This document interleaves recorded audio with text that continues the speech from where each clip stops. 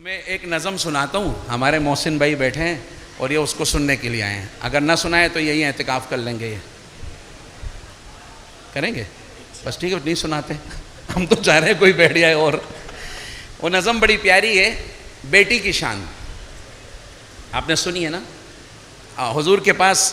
اچھا میں نے یہ پڑھی کیوں تھی, میرے پاس ایک فون آیا, ایک خاتون تھی, کہنے لگی مفتی صاحب مجھے طلاق ہو گئی. میں نے کہا اللہ معاف کرے. کیوں؟ کہنے لگی اس بات پہ طلاق ہوئی کہ میرے گھر بیٹی پیدا ہوئی ہے.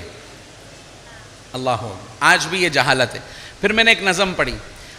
اب اس کو سن کے لوگ پتہ ہے کیا کہتے ہیں؟ اگر کسی کی شادی ہو مجھے کہتے ہیں دعا کریں اللہ مجھے پہلے بیٹی دے.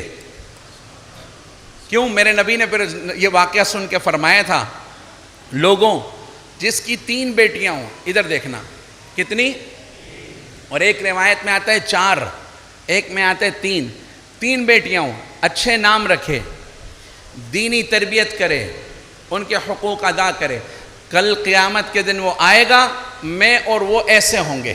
یوں آپ نے یوں 2 انگلیاں جوڑ کے فرمایا. کس پہ؟ بیٹی پہ.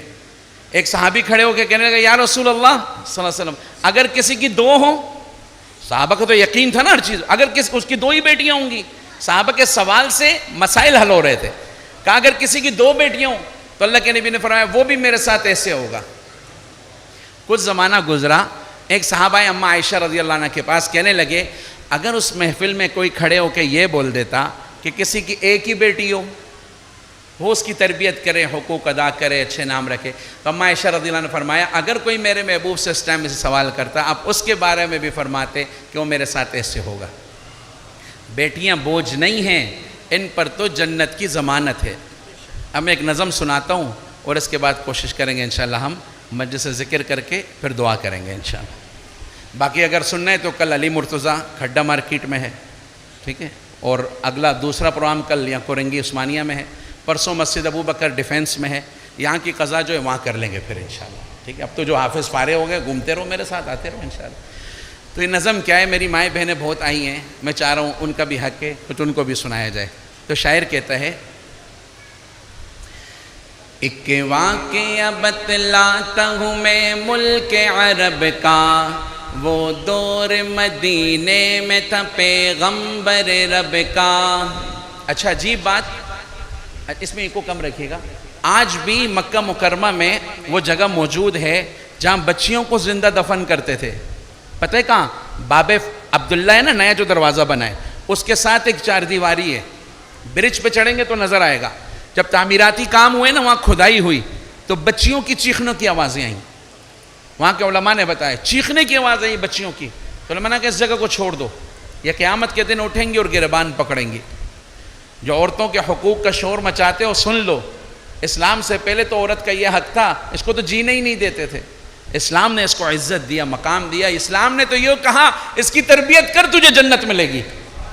بولو نا سبحان اللہ. اسی کی تربیت پہ اللہ نے جنت کے فیصلے کر دیے. بیٹی پہ تو جنت کی ضمانت ہے خدا کی, یہ بوجھ نہیں ہے, امانت ہے خدا کی. لاؤ نا اس شعر کا چیلنج کسی سے, چیلنج کرو. آؤ, کوئی اور مذہب یہ مقام عورت کو دیتا ہے؟ وہ تو ٹیشو پیپر بھی نہیں بناتے, اللہ معاف فرمائے.